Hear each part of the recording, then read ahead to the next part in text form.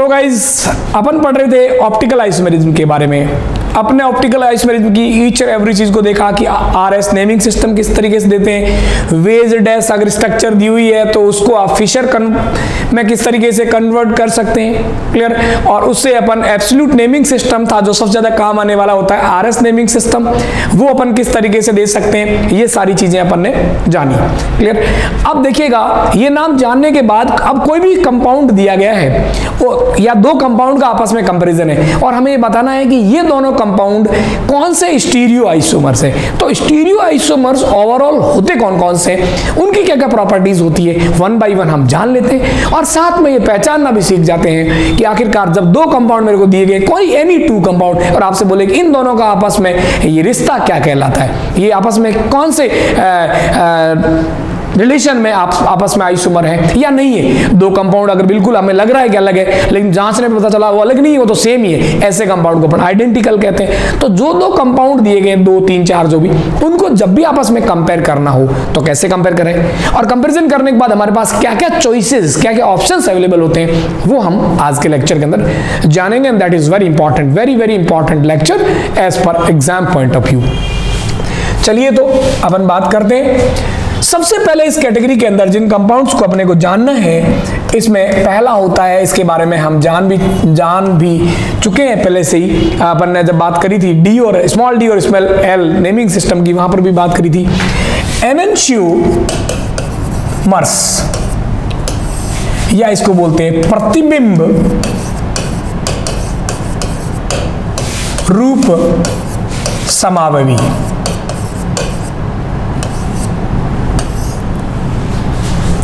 Clear.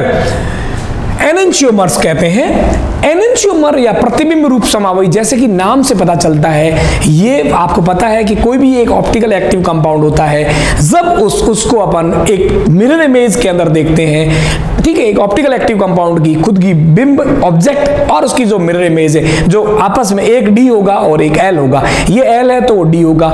ये जो optical active compound होते हैं जो एक दूसरे की मिरर इमेज होते हैं, इनको अपन बोलते हैं एनेंशियोमर्स। तो एनेंशियोमर्स क्या हो गए, किसी भी कंपाउंड की, जैसे मैं एक एग्जांपल लेके आपसे बात करूं कि ये एक लैक्टिक एसिड का अपन एग्जांपल लें, तो आप जानते हैं लैक्टिक एसिड की स्ट्रक्चर के अंदर क्या, COOH, OH, H और CH3।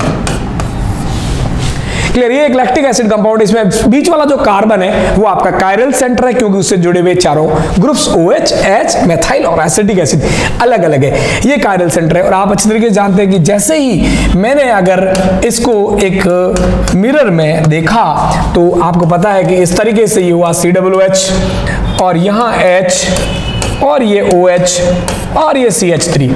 इस तरीके से आप देखेंगे कि ये जो ग्रुप आपस में चेंज हो गई, OH इधर आ गया और ये H आ गया। तो ये जो दोनों कंपाउंड होंगे, इसमें से मुझे नहीं पता कौन सा D है कौन सा L है, ये D है तो ये L होगा, ये L है तो ये D होगा, शक्ल देख के पता नहीं चलता। शक्ल देख के जो आइसोमेरिज्म हम पता कर सकते हैं, जिसको हमने एब्सोल्यूट आइसोमेरिज्म बोला, वो हमारा होता है RS naming system. RS naming system definitely मैं इनको दे सकता हूं, ठीक है। तो ये जो कंपाउंड्स हैं, जो ये कंपाउंड, मैं इसको फर्स्ट नाम दूं और इसको सेकंड नाम दूं, ये आपस में एनेंशियोमर होंगे। और एनेंशियोमर जो होंगे वो नो डाउट एक दूसरे की मिरर इमेज है, वो हमेशा ऑप्टिकल एक्टिव होते हैं। दो एनेंशियोमर है या कोई भी दो कंपाउंड अगर वो एनेंशियोमर है तो 100% ऑप्टिकल एक्टिव होंगे। एक बहुत इंपॉर्टेंट बात जो होती है, एक्चुअली एक दूसरे की मिरर इमेज है, इसके अलावा और कोई चेंज नहीं आया। इसलिए बोलते हैं कि जो एनेंशियोमर्स हैं, एनेंशियोमर्स की केमिकल प्रॉपर्टीज, देखिए केमिकल प्रॉपर्टीज तो सारे स्टीरियो आइसोमर्स की ऑलमोस्ट सेम होती है, क्योंकि केमिकल प्रॉपर्टीज स्ट्रक्चरल चेंजेस के कारण आती है, और स्ट्रक्चरल चेंजेस के कारण जो आइसोमेरिज्म होती है वो स्ट्रक्चरल आइसोमेरिज्म होती है, जिसको अपन ने कॉन्स्टिट्यूशनल आइसोमेरिज्म भी बोला था। तो चाहे जीआई की बात हो चाहे ऑप्टिकल की बात हो, जब हम स्टीरियो की बात करते हैं तो सिर्फ फिजिकल प्रॉपर्टी में ही चेंज की संभावना होती है, केमिकल में तो चेंज होता ही नहीं है। तो chemical property will not change, physical property भी चेंज नहीं होती। एनेंशियोमर्स जो ये दोनों कंपाउंड्स होते हैं जो एक दूसरे की मिरर इमेज होते हैं, इनमें फर्क सिर्फ इतना सा होता है कि ये पीपीएल को अलग, जो हमारा प्लेन पोलराइज लाइट है उसको रोटेट करने की डायरेक्शन अपोजिट होती है, इसके अलावा और कोई चेंज नहीं होता। और इसके ऊपर कोई भी physical property, melting point, boiling point, refractive index, जितनी डेंसिटी, जितने भी हम फिजिकल प्रॉपर्टीज जानते हैं, फिजिकल प्रॉपर्टीज इस पीपीएल के प्लेन को रोटेट करने वाली बात पर निर्भर नहीं करती। इसलिए अपन बोलते हैं एनेंशियोमर्स जो होते हैं वो आपस में कभी भी फिजिकल प्रॉपर्टीज में भी कोई डिफरेंस नहीं रखते। और फिजिकल प्रॉपर्टीज में डिफरेंस नहीं रखते तो जो ऐसे मेथड्स दो पदार्थ को सेपरेट करने के लिए काम आते हैं फिजिकल प्रॉपर्टीज पर बेस्ड होते हैं, जैसे fractional distillation boiling point difference पर बेस्ड है, ठीक है, क्रिस्टलोग्राफी है मेल्टिंग पॉइंट डिफरेंस पर बेस्ड है। तो फिजिकल सेपरेशन का कोई सा भी मेथड एनेंशियोमर्स को कभी भी सेपरेट नहीं करता। इसलिए एनेंशियोमर्स को सेपरेट करने के लिए अलग अलग टेक्निक्स होती है, डिफरेंट वेरिएबल टेक्निक्स जो फिजिकल प्रॉपर्टी पर बेस्ड नहीं होती, हम लेटर ऑन पढ़ेंगे। बट इतना ध्यान रखना, एनेंशियोमर्स जो होते हैं जैसे दो कंपाउंड है फर्स्ट और सेकंड, एनेंशियोमर्स एक दूसरे की मिरर इमेज होते हैं, optical always optical active compound होते हैं, केमिकल प्रॉपर्टीज में ऑलवेज सेम होते हैं, फिजिकल प्रॉपर्टीज में ऑलवेज सेम होते हैं, इसलिए उन्हें फिजिकल सेपरेशन के किसी भी मेथड के द्वारा अलग अलग नहीं किया जा सकता। अब आप कैसे देखेंगे? मिरर इमेज देखना तो मतलब थोड़ा टिपिकल वाला काम हो गया। इसके लिए आपको जो तरीका ऑप्ट करना है कि कोई दो जाने अनजाने कंपाउंड है ना, जो बहुत आसानी से मिरर इमेज दिख जाती है, वो एक अलग बात है, होंगे always mirror image, but mirror image के तरीके से आपको एनेंशियोमर को आइडेंटिफाई नहीं करना है। एनेंशियोमर को आइडेंटिफाई करने के लिए बच्चों आपको क्या करना है, आपको क्या करना है, ये पर्टिकुलर एक जो कार्बन है जो कायरल सेंटर है, इस कंपाउंड का दूसरे कंपाउंड से कंपेयर कर रहे हैं, इसका आप एब्सोल्यूट कॉन्फ़िगरेशन वाला आरएस नेमिंग सिस्टम दो। और आरएस नेमिंग सिस्टम चेंज होगी, जैसे यहां पर्टिकुलर ये कार्बन जो कि क्रियल सेंटर है, पर्टिकुलर जैसे मैं बोलूं कौन सा, दूसरे नंबर का कार्बन, यहां दूसरे नंबर का कार्बन, यहां दूसरे नंबर का कार्बन, केमिकल फॉर्मूला चेंज होगा नहीं, आईपीसी नेमिंग चेंज होगी नहीं, क्योंकि आईपीसी नेमिंग चेंज हो गई, ग्रुप्स की पोजीशनिंग चेंज होगी तो स्ट्रक्चरल आइसोमर्स हो गया है ना, वो तो होगी नहीं। तो जो दो नंबर का कार्बन है जहां पर OH लगे हुए हैं, यहां भी OH होंगे, इनका आप आरएस नेमिंग सिस्टम दो। और आरएस नेमिंग सिस्टम बदल गया, इसका मतलब कंफर्म एनेंशियोमर है ये पर्टिकुलर। अगर आरएस मैंने इसका नाम दिया, ठीक है, जैसे मान लीजिए यहां पर मैं अगर इसका नंबरिंग दूं, सीनियरिटी के हिसाब से मैं बात करूं तो मैं बोलूंगा ये मेरा 1 नंबर का ग्रुप है, ये मेरा 2 नंबर का ग्रुप है, और ये मेरा 3 नंबर का ग्रुप है, और ये मेरा 4 नंबर का ग्रुप है। लोवेस्ट पोलैरिटी वाला जो ग्रुप है वो मेरा हॉरिजॉन्टल लाइन के ऊपर है, ठीक है। तो बच्चों इसको मैं क्या बोलूंगा कि 1 2 3 में जाता हूं, ये मेरा 1 2 3 में गया, तो ये मेरा जा रहा है कौन सा, एंटी क्लॉकवाइज होना चाहिए कौन सा, S, लेकिन ये हॉरिजॉन्टल पर है, मैं कल आपसे बात कर चुका हूं, तो ये आपका हो जाएगा कौन सा, R। और यहां पर आप जाते हैं बच्चों, देखिएगा आपने दोबारा नंबरिंग दी तो आप यहां पर चलिए प्रायोरिटी के हिसाब से नंबर 1, ये मेरा नंबर 2, ये मेरा नंबर 3, आप देख रहे हैं 1 2 3 जा रहे हैं, तो आप क्या जा रहे हैं, क्लॉकवाइज जा रहे हैं, क्लॉकवाइज जा रहे हैं, R होना चाहिए, लेकिन लोवेस्ट प्रायोरिटी ग्रुप 4th वाला हॉरिजॉन्टल लाइन पर है, तो जो आंसर आ रहा है उसको अपन पलटी खिलाएंगे, तो ये मेरा हो जाएगा S। अब आप देख सकते हैं ये आपका कंपाउंड R है और ये आपका कंपाउंड S है, ठीक है, R है। अगर मान लीजिए किसी कंपाउंड में एक से ज्यादा कायरल सेंटर्स हो तो each and every chiral centre का कॉन्फ़िगरेशन चेंज होना चाहिए। मान लो 2 कायरल सेंटर है, ठीक है, जैसे मैं बात करूं बच्चों इस तरीके से, मान लीजिए कोई कंपाउंड है मेरे पास, जैसे फॉर एग्जांपल यहां पर ये कोई एक कायरल सेंटर है, इससे मैंने इसकी मिरर इमेज बनाई, तो एक बात ध्यान रखना कि यहां पर जो कायरल सेंटर है अपन चेक करना जानते हैं, मान लीजिए ये R है और ये S है, तो अगर ये इसकी मिरर इमेज है तो यहां मान लीजिए COOH ग्रुप लगा हुआ ताकि नंबरिंग फिक्स रहे, और यहां मान लीजिए मेथिल लगा हुआ है ना, यहां मान लीजिए COOH, दोनों साइड सेम साइड होती तो नंबरिंग किधर से ही कर सकते थे, फंक्शनल ग्रुप के हिसाब से नाम बात करी, तो इस कार्बन को मैं नाम दूंगा नंबर 2, इसको नाम दूंगा नंबर 3 कार्बन। तो यहां क्या होगा, यहां अगर R है तो यहां नंबर 2 क्या हो जाएगा, S हो जाएगा, और 3 नंबर वाला यहां अगर S है तो ये क्या हो जाएगा, R।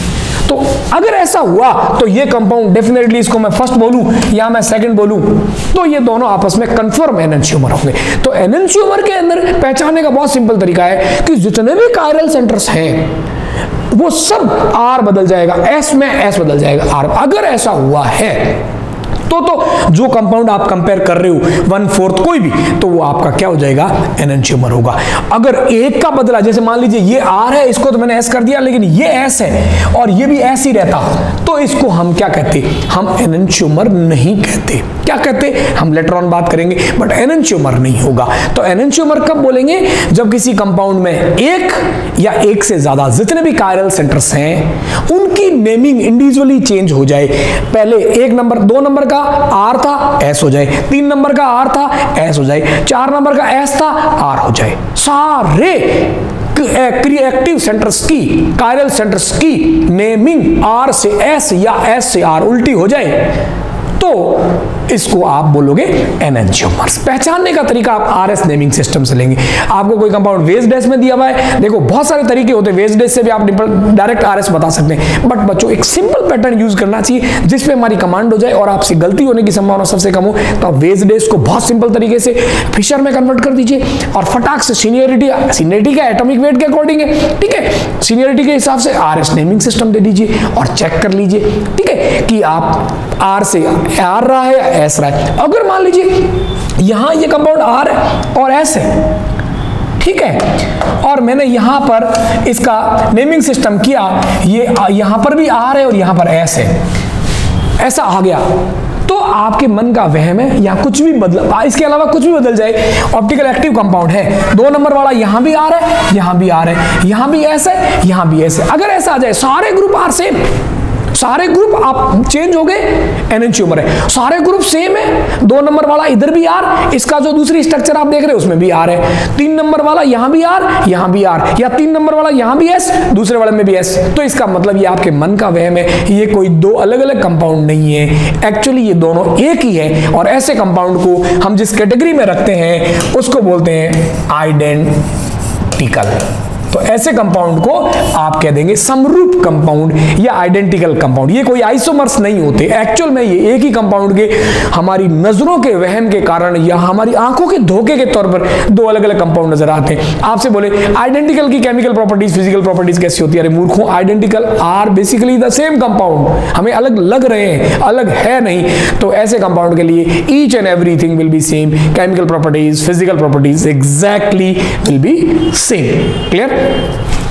चलिए, हाँ, ये जो आपके एनंशियोमर्स हैं इनके लिए आप यूं कह सकते हैं केमिकल प्रॉपर्टीज ऑलवेज सेम होती है, बट थोड़ा बहुत केमिकल प्रॉपर्टीज की वैल्यू में अगर डिफरेंस हो, but physical properties exactly same, chemical properties always same. ये स्टेटमेंट एकदम ट्रू, इसमें कोई चेंजेस नहीं होता, सिर्फ पीपीएल के प्लेन को रोटेट करने का तरीका अलग अलग होता है। आइडेंटिकल में एवरीथिंग इज सेम। दूसरा जो हम नाम देते हैं, तो आइडेंटिकल तो एक ही बात हुई, हमें अलग लग रहा था। दूसरा हम जो नाम देते हैं उसको बोलते हैं, इसके जैसा ही नाम, डायस्टीरियोमर्स। डायस्टीरियोमर्स इसको बोलते हैं उसको बोला प्रतिबिंब, इसको बोलते हैं विवरिम रूप समावयी। विवरिम रूप समावयी एक डायस्टीरियोमर है, एनंशियोमर है। डायस्टीरियोमर कौन होगा इसको समझिएगा। डायस्टीरियोमर कंपाउंड वो होता है जो एक दूसरे की मिरर इमेज नहीं होते। रही बात ऑप्टिकल एक्टिव की, तो कोई गारंटी नहीं है। 2 कंपाउंड है ए बी या एक्स और वाई, ये अगर मैं कह रहा हूं डायस्टीरियोमर है, तो ये डायस्टीरियोमर एक्स कंपाउंड है, ऑप्टिकल एक्टिव हो सकता है। इसका जो डायस्टीरियोमर बना है, मान लो इसका जोड़ीदार डायस्टीरियोमर वाई, ये हो सकता है इनएक्टिव हो सकता है ये भी एक्टिव हो, ये भी एक्टिव हो सकता है दोनों इनएक्टिव हो। ऑप्टिकल एक्टिविटी का इसी से कोई भी लेना देना नहीं है। ये एक ऐसा स्टीरियो अरेंजमेंट है जो आपस में एक दूसरे से भिन्न होता है, लेकिन एक दूसरे की मिरर इमेज नहीं होती। 2 अलग अलग, मैं 3D में अरेंजमेंट कर दिया अलग अलग, है ना। 3D में अरेंजमेंट ऐसा किया कि दोनों एक दूसरे की कांच में शक्ल दिख रही है, तो एनंशियोमर है। लेकिन मैंने अगर एक ऐसा अरेंजमेंट किया जो एक दूसरे की मिरर इमेज नहीं है और अलग अलग है, अलग आइडेंटिकल नहीं है, क्योंकि मैंने नेमिंग दी अलग अलग आई, आइडेंटिकल नहीं है, मिरर इमेज है नहीं, मिरर इमेज नहीं है, आइडेंटिकल भी नहीं है, तो फिर वो क्या है, डायस्टीरियोमर है ना। डायस्टीरियोमर ऑप्टिकल एक्टिव भी हो सकते हैं, इनएक्टिव भी हो सकते हैं। सच बताऊं, मेरे मन की बात जो बार बार निकल रही है आपको कहूं, तो एक्चुअल में डायस्टीरियोमर्स क्या होते हैं, ज्योमेट्रिकल आइसोमर्स होते हैं। जितने भी ज्योमेट्रिकल आइसोमर्स है, सिस ट्रांस, उनको मैं ऑप्टिकल एक्टिविटी के हिसाब से बात करूं, ऑप्टिकल के हिसाब से बात करूं, तो उनको हम डायस्टीरियोमर्स नाम दे देते हैं। और आप जानते हो सिस और ट्रांस जो होते हैं उनकी फिजिकल प्रॉपर्टीज अलग अलग होती है, मेल्टिंग पॉइंट बॉइलिंग पॉइंट अलग अलग होते हैं। आपने पीछे डिस्कस भी किए कि सिस के ज्यादा होते हैं कि ट्रांस के, इसलिए डायस्टीरियोमर्स जो होते हैं उनकी केमिकल प्रॉपर्टीज सेम होती है, क्योंकि केमिकल प्रॉपर्टीज तो केमिकल जो हमारी कॉन्स्टिट्यूशनल आइसोमेरिज में, संरचनात्मक आइसोमेरिज में, स्ट्रक्चरल आइसोमेरिज में उस पर डिपेंड करती है। नेमिंग चेंज नहीं होगा, ठीक है। तो यहां पर फिजिकल प्रॉपर्टीज डिफरेंट होगी, केमिकल प्रॉपर्टीज सेम होगी। क्लियर? ये एनंशियोमर्स इस तरीके से विन है कि एनंशियोमर्स की फिजिकल प्रॉपर्टीज भी सेम होती है, यहां फिजिकल प्रॉपर्टीज डिफर है। और फिजिकल प्रॉपर्टीज यानी बॉइलिंग पॉइंट अगर डिफर है तो सीधा कह सकता हूं इनको भौतिक पृथक्करण की जो विधियां हैं, फ्रैक्शनल डिस्टिलेशन, ठीक है, क्रिस्टलोग्राफी, जितने भी जो फिजिकल सेपरेशन पर बेस्ड है, उन सारी विधियों से 2 डायस्टीरियोमर्स को आप सेपरेट कर सकते हो। तो डाइस्टीरियोमर्स जनरली जीआईज होते हैं, जियोमेट्रिकल आइसोमर्स होते हैं, जिसमें एटम का 3D में कॉन्फ़िगरेशंस अलग अलग होता है, ठीक है। और diastereomers may be optical active, may be inactive, may be एक डाइस्टीरियोमर एक्टिव, एक इनएक्टिव। कैसे? जैसे मैं बात करूं, हम पहचानेंगे कैसे? ये तो मैंने बता दिया ज्ञान की बात, पहचानेंगे कैसे? देखिए, मैं बोलूं कि जैसे मान लीजिए ये कोई कॉन्फ़िगरेशन है, कोई भी बात करेंगे, यहां पर ये कोई 1-2 नंबर कार्बन है, ये कोई 3 नंबर कार्बन है, इसका मैंने एक दूसरा कॉन्फ़िगरेशन बनाया, आप समझना, ठीक है। और यहां पर ये 2 ऑप्टिकल एक्टिव कंपाउंड है, ये 2 नंबर का, ये 3 नंबर का है, ठीक है। अब ये मान लीजिए यहां पर ये R है और यहां पर मान लीजिए ये R हो गया, यहां पर ये S है और यहां पर ये S है, तब तो आपका वह है, ये तो आइडेंटिकल हो गए। लेकिन बच्चों मैं क्या करूं, ये भी R है,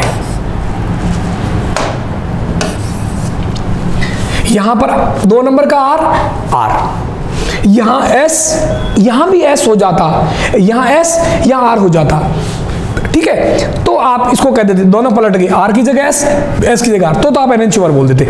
अब देखिए ईच एंड एवरी नहीं पलटा, ये वाला नहीं पलटा है, नीचे वाला पलट गया है, तो ये आइडेंटिकल भी नहीं है, क्योंकि आइडेंटिकल में तो सारे सेम रहते हैं। एनएनच्यूआर भी कि नहीं, एनएनच्यूआर में सारे पलटते हैं, एक ग्रुप पलट गया और एक नहीं बदला, तो मतलब जो आइडेंटिकल भी नहीं है और आपका एनएनच्यूआर भी नहीं है, तो कंफर्म है आपका क्या बन जाएगा, डाइस्टीरियोमर बन जाएगा। क्लियर? तो इसको अपन बोलेंगे डाइस्टीरियोमर। R से R हो गया, ये S के बदले में R हो गया, यानी एक ग्रुप चेंज हो गया, एक नहीं चेंज हुआ, है ना। तो सिंपल फंडा है, जो एनएनच्यूआर नहीं है, जो आपका एनएनच्यूआर नहीं है और जो आपका आइडेंटिकल नहीं है, तो इसका मतलब वो आपका डाइस्टीरियोमर होगा। इसके लिए RS नेमिंग सिस्टम देना फिशर प्रोजेक्शन से सबसे बेस्ट तरीका होता है आइडेंटिफाई करने का। क्लियर? अब देखिए, जैसे एग्जांपल ले, अपन एक टार्ट्रिक एसिड का एग्जांपल ले बच्चों, एक मैंने कम एसिड लिया, टार्ट्रिक एसिड। टार्ट्रिक एसिड इस तरीके से होता है, ये है आपका टार्ट्रिक एसिड,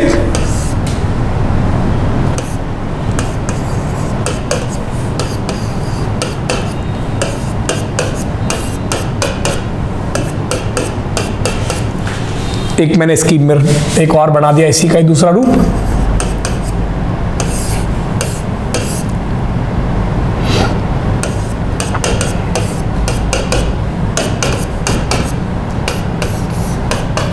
ये इसका एक कॉन्फ़िगरेशन हुआ, ये इसका दूसरा कॉन्फ़िगरेशन हुआ, तीसरा कॉन्फ़िगरेशन लिया मैंने,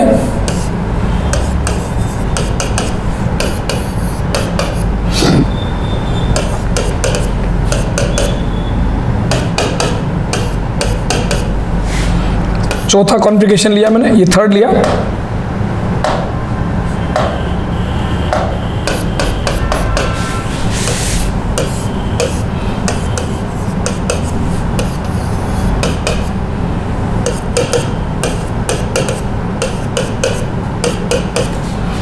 ये मैंने फोर्थ कॉन्फ़िगरेशन लिया, और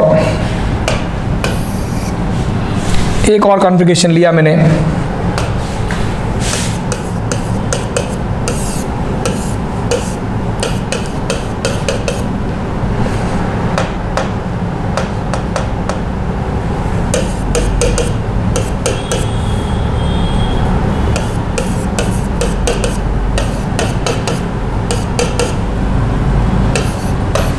ये मैंने फिफ्थ कॉन्फ़िगरेशन लिया।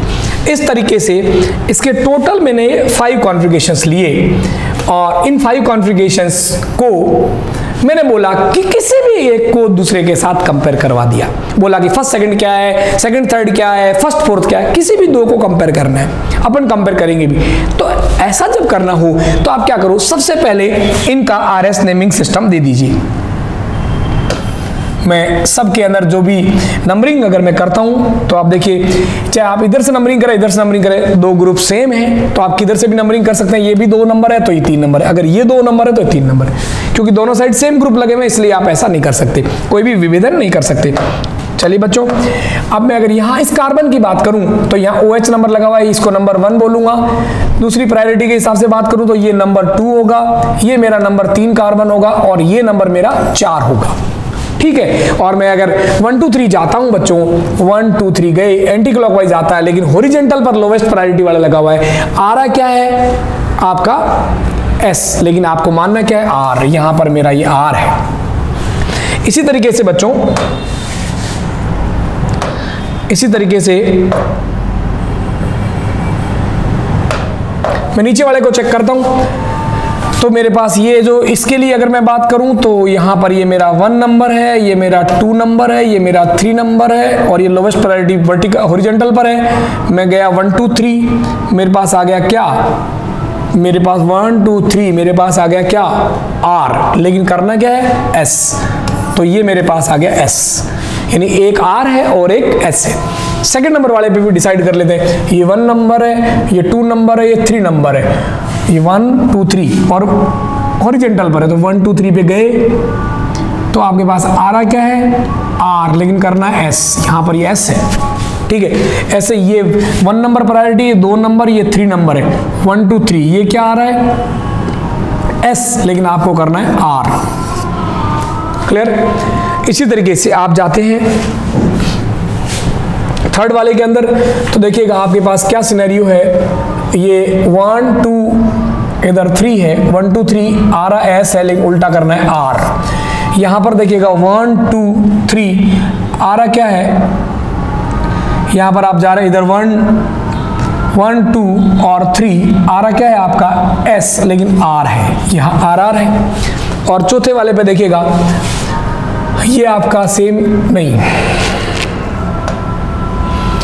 यहां पर देखिएगा ये 1 है, ये 2 है, इधर 3 है, 1 2 3 आप जा रहे हैं क्या आ रहा है आर, उल्टा करना है एस, क्योंकि हॉरिजॉन्टल पर लोवेस्ट प्रायोरिटी। यहां पर मैं बात करूं तो देखिएगा यहां क्या है आपका, ये 1 है, ये 2 है, 3 आप जा रहे हो क्लॉकवाइज, लेकिन उल्टा करना है एस है।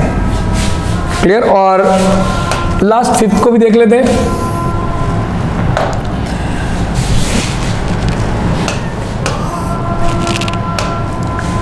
फिफ्थ देखिएगा 1 2 3 आप जा रहे हैं एस, लेकिन उल्टा करना है आर। और यहां देखिए 1 2 3 आप जा रहे हैं एस, लेकिन उल्टा करना है आर। क्लियर। ये आपके पास सारे नेमिंग सिस्टम। अब आप देखिएगा किसी भी दो को अपन कंपेयर करते हैं, मेरी मर्जी से कोई भी मन से चीज निकल गई। अब देखिए बच्चों, मैंने बोल दिया कुछ भी निकला, देखिए मैंने साइड में ले जाके बात करता हूं, उधर से बाद में निकाल के लाऊंगा। मैंने बोला बताइए भाई फर्स्ट एंड थर्ड क्या है, कुछ भी, ठीक, फर्स्ट एंड थर्ड। तो देखिए फर्स्ट और थर्ड को हाईलाइट में ले आइए, ये रहा फर्स्ट और ये थर्ड, केवल इनको देखिए, यहां आर एस है, यहां आर आर है, दोनों स्विच नहीं हुए। इस आर के बदले में तो आर एज इट इज है, एस के बदले आर हो गया, एक चेंज हुआ एक नहीं चेंज हुआ। सारे चेंज हो जाते तो अपन बोल देते एनेंशियोमर, सारे नहीं चेंज होते तो बोल देते आइडेंटिकल, लेकिन एक चेंज हुआ एक नहीं हुआ तो इसको बोलेंगे डाइस्टीरियोमर्स। तो फर्स्ट और थर्ड जो मेरे हुए, यहां पर फर्स्ट और थर्ड मेरे पास हुए, मैं बोलूंगा डाइस्टीरियोमर, डाइस्टीरियोमर। अब मेरे मन से कुछ भी आ गया, फर्स्ट एंड सेकंड, जैसे फर्स्ट और सेकंड को अगर मुझे कंपेयर करना है, तो फर्स्ट सेकंड को मैं लाइट में लिया है, आर की जगह एस, एस की जगह आर, सारे म्यूचुअली चेंज हो गए आपस में। ये आर के बदले में हो गया एस, एस के बदले में हो गया आर, तो ये एक दूसरे की मिरर इमेज है। और है भी मिरर इमेज, देखिए ये ओ एच है, मिरर में देखोगे तो इस तरफ आ जाएंगे उल्टे, है ना। तो आपको बोला कि आर के बदले एस, एस के बदले आर, सारे आपस में बदल गए। तो फर्स्ट और सेकंड को मैं बोलूंगा, फर्स्ट और सेकंड को मैं बोलूंगा बच्चों क्या, एनेंशियोमर्स, एनेंशियोमर्स। चलिए इसी तरीके से बात करें first and fifth, first and fifth की बात अगर मैंने कर ली तो देखिएगा ये रहा मेरा फर्स्ट जहां आर एस है, और फिफ्थ में क्या है आर आर है, यानी आर तो नहीं बदला लेकिन नीचे वाला आर है वो एस है, एक बदला एक नहीं बदला। तो अगेन इनके लिए भी मैं बोलूंगा ये आपके क्या है, ये आपके डाइस्टीरियोमर है। क्लियर। इसी तरीके से मैं अगर आइडेंटिकल ढूंढता हूं तो तो आप देख सकते हैं क्या, पहला वाला R S R R R R, आप देखेंगे थर्ड और फिफ्थ को, आप देख पा रहे हैं थर्ड और फिफ्थ को, ये आर है, यहां पर भी आर है, ये आर है और यहां पर भी आर है। तो थर्ड और फिफ्थ के लिए मैं अगर बोलूं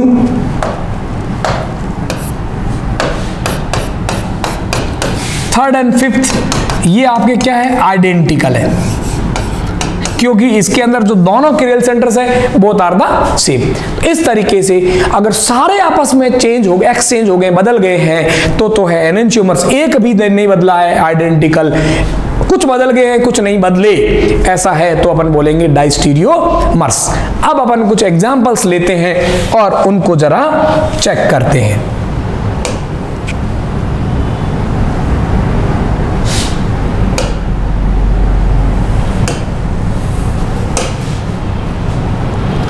देखिएगा कुछ एग्जाम्पल्स है अपने पास।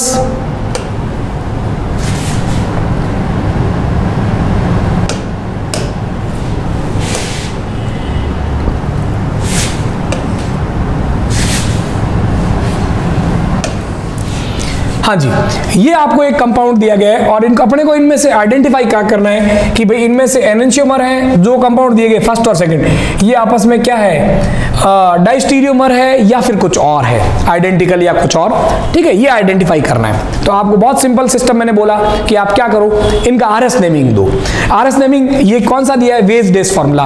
तो सबसे पहले आप क्या करो, वेज डेस फॉर्मूले को फटाक से, क्योंकि पीछे की एक एक्सरसाइज भी अपनी साथ में हो जाएगी, आप फटाक से इसको कन्वर्ट कर दो फिशर प्रोजेक्शन में। चलिए, एक कायरल सेंटर है, फिशर प्रोजेक्शन बना दिया, इसका भी मैंने फिशर प्रोजेक्शन बना दिया। बॉन्ड लाइन नोटेशन जो बोर्ड के प्लेन में है वो उसको मैंने वर्टिकल पे रख दिया, और इधर से आपको देख रहा है वेज वाले को बदलना है, इधर आ जाएगा डी, इधर आ जाएगा टी, डैश वाला अपनी जगह रहेगा।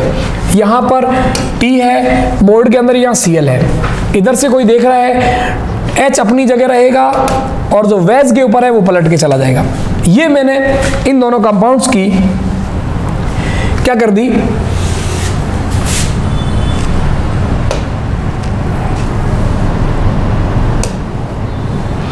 इन दोनों कंपाउंड्स को मैंने शो कर दिया वेज डेस पे। अब अपन इनकी नंबरिंग कर देते हैं वेज डेस के अंदर। चलिए, तो अब अपने पास देखिएगा सीन क्या है, अपन प्रायोरिटी के हिसाब से बात करें, ये मेरा नंबर 1 है और हाइड्रोजन, ड्यूटेरियम, ट्राइटेरियम, मैंने कहा जब आइसोटॉप्स हो तो आप एटॉमिक वेट के हिसाब से बात करेंगे। ये मेरा नंबर 2 है, ट्राइटेरियम का 3 होता है एटॉमिक नंबर, ये नंबर 3 है और ये नंबर 4 है। नंबर 4 जो है लोवेस्ट प्रायोरिटी वाला, वर्टिकल पे है, चेंज करने की जरूरत नहीं है। अब अपन नेमिंग दें इनको, तो देखिएगा 1 2 3 मुझे जाना है, 1 2 3 गए, आप एंटी क्लॉकवाइज जा रहे हैं और लोवेस्ट प्रायोरिटी वाला वर्टिकल लाइन के ऊपर है तो आपका हो जाएगा एस। इसको आप नाम दें, तो देखिए ये फर्स्ट प्रायोरिटी, ये सेकंड प्रायोरिटी, ये थर्ड प्रायोरिटी, ये फोर्थ प्रायोरिटी एटॉमिक वेट के हिसाब से। 1 2 3 जाइए, 1 2 3 आप गए तो आप अगेन एंटी क्लॉकवाइज जा रहे हैं, एस होना चाहिए लेकिन लोवेस्ट प्रायोरिटी वाला हॉरिजॉन्टल लाइन पर है तो एस का बदल के कर दोगे आर। तो ये वाला कंपाउंड है एस और ये वाला आर, एक ही कायरल सेंटर है और वो बदल गया है ना, इधर है एस, इधर हो गया आर। इसका मतलब ये दोनों क्या है, एनेंटियोमर्स होंगे, दोनों आपस में एनेंटियोमर्स होंगे। सारे चेंज हो जाते हैं, सारे का मतलब अगर एक ही है चेंज हो गया तो इसको अपन बोलेंगे क्या, एनेंटियोमर।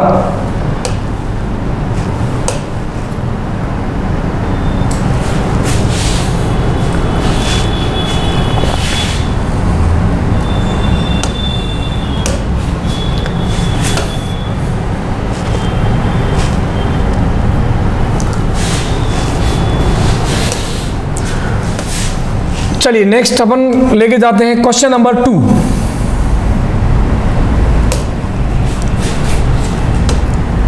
सेम वही सीन अपने को बताना है। पहले क्या करेंगे, सबसे पहले आप फिशर प्रोजेक्शन बना दीजिए। एक कायरल सेंटर फिशर प्रोजेक्शन बनाते हैं, यहां पर है एफ, यहां पर है सीएल, आयोडीन अपनी जगह रहेगा, ये बदल के इधर आ जाएगा बीआर। यहां पर देखिएगा आयोडीन है, सीएल है, एफ अपनी जगह रहेगा, पलट के आ जाएगा बीआर। ये फिशर प्रोजेक्शन बनाया, और फिशर प्रोजेक्शन बनाने के बाद अब अपन नंबरिंग कर देते प्रायोरिटी के हिसाब से। आयोडीन नंबर 1, नंबर 2, नंबर 3 और नंबर 4 वर्टिकल पर है, चेंज करने की जरूरत नहीं है। 1 2 सॉरी ये 2 इधर है। 1 2 3 आप जा रहे हैं एस, एंटी क्लॉकवाइज एस ही होगा। यहां पर देखिए नंबर 1, ये आपका नंबर 2, ये आपका नंबर 3, ये आपका नंबर 4 हॉरिजॉन्टल पे आ रहा है। जो आंसर आएगा उसको चेंज करना है। तो 1 2 3 आप गए, अगेन आपका आ रहा है एस, लेकिन आपको करना है आर, है ना। हॉरिजॉन्टल पर हो तो जो आंसर आ रहा है उसको उलट दीजिए। वर्टिकल पर अगर लोवेस्ट, सबसे लोवेस्ट नंबर वाला प्रायोरिटी वाला है तो चेंज करने की जरूरत नहीं। ये था एस और ये हो गया आर। एस आर में बदल गया तो कह दो भाई ये एनेंशियोमर्स हैं। ये दोनों कंपाउंड आपस में एनेंशियोमर्स होंगे। चलिए नेक्स्ट क्वेश्चन, एग्जांपल 3। फिर से देखिए फिशर दे दिया, बहुत बढ़िया, कि हमारे को कन्वर्ट करने की जरूरत नहीं है।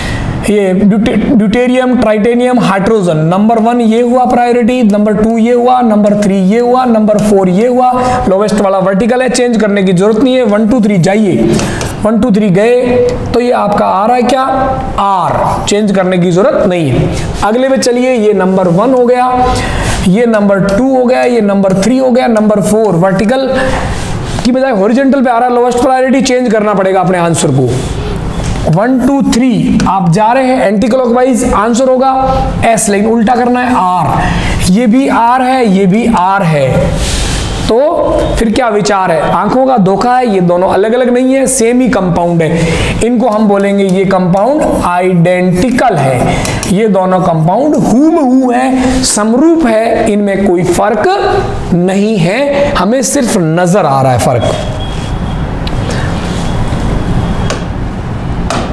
चलिए नेक्स्ट अपन चलते हैं एग्जाम्पल नंबर 4 की ओर। देखिएगा यहां पर आप जानते हैं सबसे हैवी एटॉमिक नंबर क्लोरीन, और नंबर 2 पे फ्लोरीन, नंबर 3 पे कार्बन, नंबर 4 पे ड्यूटेरियम। क्लियर? हॉरिजॉन्टल पर है, चेंज कर दीजिएगा। 1 2 3 1 2 3 आप जा रहे हैं एस, एंटी क्लॉकवाइज, लेकिन उल्टा करना है तो ये हो गया आर।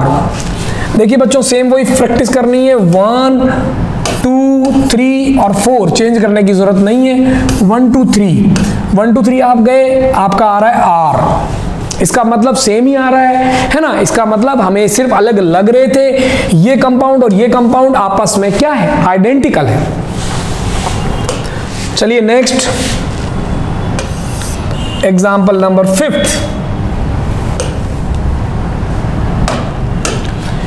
हाँ जी, 5th को चेक करते हैं। इसमें 2 कायरल सेंटर्स हैं तो कोई बात नहीं, दोनों को देखेंगे। नंबरिंग किधर से होगी, नंबरिंग उधर से करो, जिधर से 2 ही कार्बन है, 1 2 है, ठीक है। आप ऊपर से करेंगे 1 2, नीचे से करेंगे 1 2, लेकिन दोनों पर ही OH OH है, फंक्शनल ग्रुप के हिसाब से डिफरेंस नहीं होगा।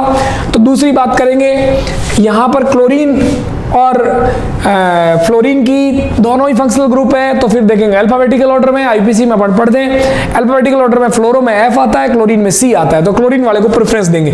तो वैसे अगर अपन नंबरिंग करें आईपीसी की तो ये नंबर 1 होगा और ये नंबर 2 कार्बन होगा, ठीक है। नंबर 1 और नंबर 2 होगा, वो अब इससे चेंज किया भी नहीं है। यहाँ पर ये सेम उधर से ये नंबर 1 है और ये नंबर 2 कार्बन है, ठीक है। चलिए सबसे पहले 2 नंबर कार्बन की देखते हैं। अब प्रायोरिटी के हिसाब से देखते हैं। इस पे जुड़े में यहाँ कार्बन जुड़ा हुआ, इस कार्बन के लिए इधर एक कार्बन जुड़ा हुआ जिसपे ClOH है, इधर H जुड़ा हुआ, इधर फ्लोरीन। तो सबसे हाईएस्ट फ्लोरीन, नंबर 2 पे ये कार्बन, नहीं सॉरी कार्बन से ज्यादा priority. 1 number, 2 number oxygen, 3 number carbon, 4 number hydrogen, vertical पर ही। 1 2 3 गए आप, 1 2 3, तो आपका आ रहा है क्या, S, तो ये वाला हो गया S। क्लियर? पहले वाला आ गया S, ये वाला आ गया S। इसी तरीके से यहां चेक कर लेते बच्चों, ये 1 नंबर, ये 2 नंबर, ये 3 नंबर, ये 4th नंबर वर्टिकल पर ही आ रहा है। 1 ये 2 1 2 3 नीचे वाले 1 2 3 जा रहे हो और लोवेस्ट प्रायोरिटी वाला वर्टिकल पर ही है, तो ये आप जा रहे हो किधर, एंटी क्लॉकवाइज, तो ये भी आपका हो गया S, तो ये भी S और ये भी S। इधर में चेक कर लेते, 1 2 3 1 2 3 1 2 3, फोर्थ वर्टिकल पर ही R। इसमें चेक करते हैं भाई 1 2 3, तो 1 2 3 1 2 नंबर ये 3 है, 1 2 3 आप जा रहे हो क्या एंटी क्लॉकवाइज, तो ये क्या है S है। अब आप चेक देखिए ये क्या है, दोबारा चेक कर लो, ये 1, ये नंबर 2 है, ये वाला कार्बन इसके लिए 3 है, ये 4th है वर्टिकल पर ये, तो आप जाएंगे क्या 1 2 3 सॉरी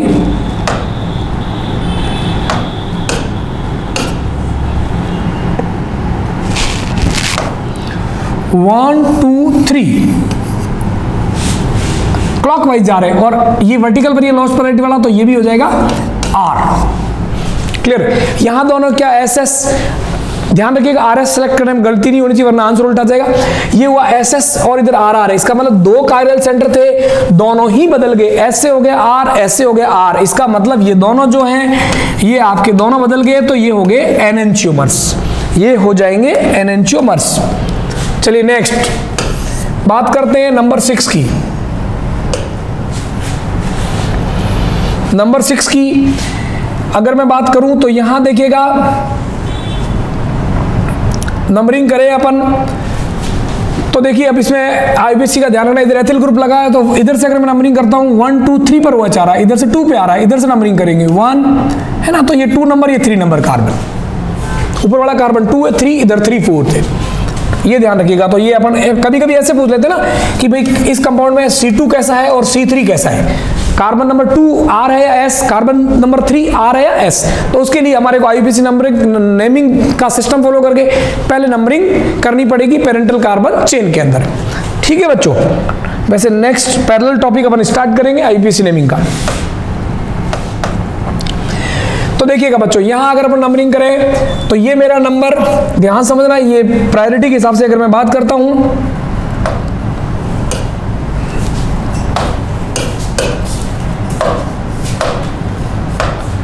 तो ये मेरा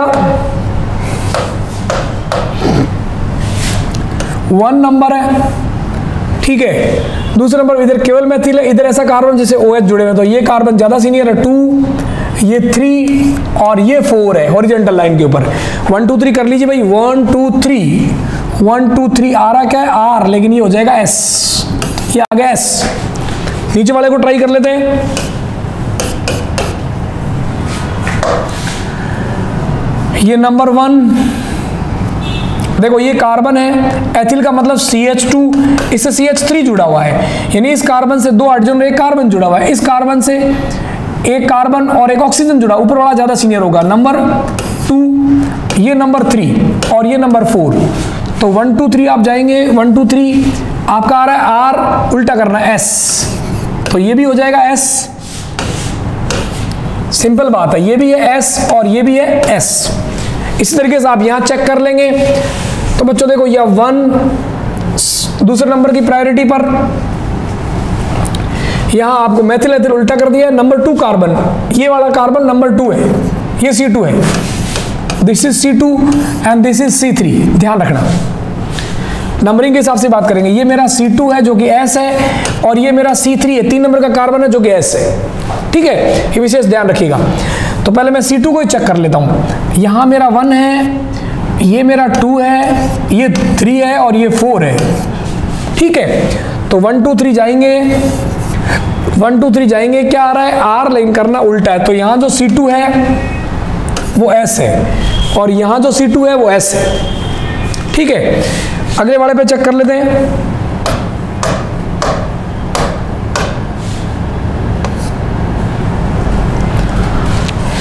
C3 को चेक कर लेते हैं। C3 में देखिए ये नंबर 1, इसके लिए जो ये नंबर 2 होगा, ये नंबर 3 होगा और ये नंबर 4 होगा। तो आप 1 2 3 जा रहे हैं, 1 2 3, ये आपके पास आ रहा है R, लेकिन उल्टा करना S, C3S, ये भी S, ये भी S, ये भी S, ये भी S, ये आपको अलग अलग लग रहा था, लेकिन ये कंपाउंड आइडेंटिकल है। ध्यान रखना, यहां पर ध्यान रखने वाली बात यह है कि आप एक अल्फाबेटिकल ऑर्डर में नंबरिंग कर ली, इस कार्बन को 2 बोला, तो वापस जो नया कंपाउंड है उसमें 2 नंबर वाला कार्बन सबसे पहले आईयूपीएसी के हिसाब से ढूंढिए। ठीक, ऐसा नहीं कि आपने इधर नंबरिंग ऊपर से कर दी तो इधर भी नंबरिंग ऊपर से कर दी, इसको नंबर 2 कह दे। यहां तो फर्क नहीं पड़ा, एस से एस सेम आ गया, लेकिन चेंज होता तो हमें देखना पड़ता। आईयूपीएसी नेमिंग का यहां साथ में विशेष ध्यान रखना पड़ता है कि भाई यहां जो 2 नंबर का कार्बन जिसको C2 नाम दिया, इसमें नंबरिंग इधर से करेंगे अपन, क्योंकि इधर से लोवेस्ट नंबर आ रहा है फंक्शनल ग्रुप को। ठीक है, तो 2 नंबर का कार्बन यहां है, यानी ये वाला कार्बन यहां पर आया हुआ है। ये चीज आप नंबरिंग से पता कर पाएंगे। क्लियर बच्चों?